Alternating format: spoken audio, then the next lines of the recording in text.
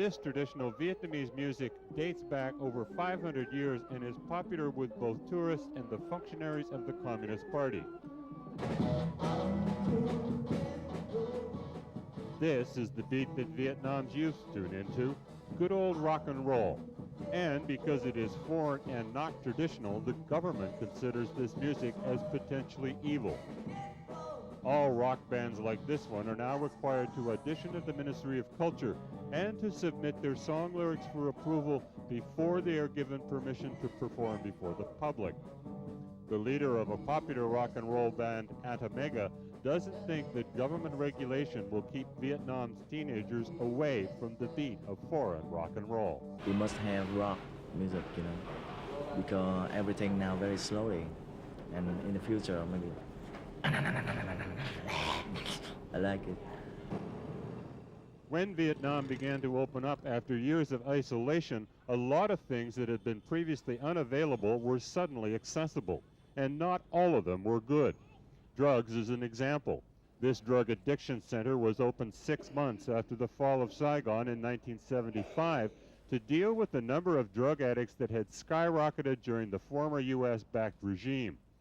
The number of drug abusers gradually declined over the next 15 years, and a new generation grew up relatively drug-free.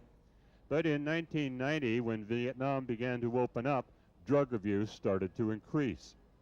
Most of these men are opium users. It is believed that there are over 150,000 drug addicts in Vietnam, more than 20,000 in Saigon alone. There are over 1,500 addicts at this center on any given day.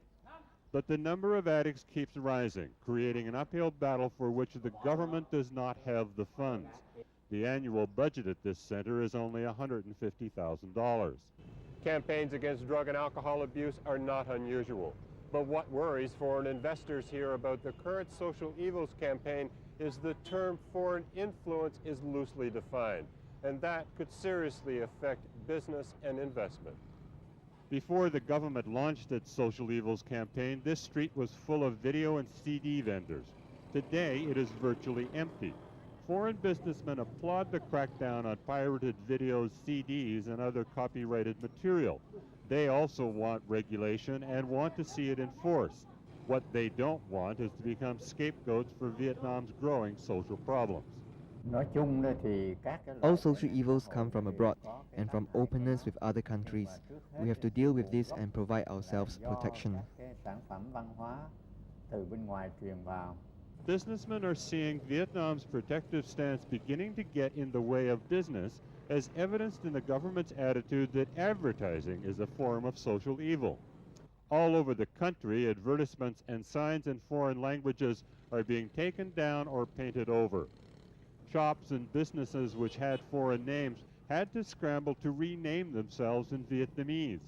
Companies with TV and radio ads found them pulled off the air without warning and are now wondering how to replace them. In Saigon, the nightlife continues despite reports in the press of raids, crackdowns, and curfews. For these musicians, there is nothing to worry about. They will continue to perform every night to full houses of tourists. But rock musicians, Western-style bar and restaurant owners are all treading a little more cautiously, concerned that they might become the latest embodiment of a social evil. Ed Fitzgerald, Asia Business News, Ho Chi Minh City.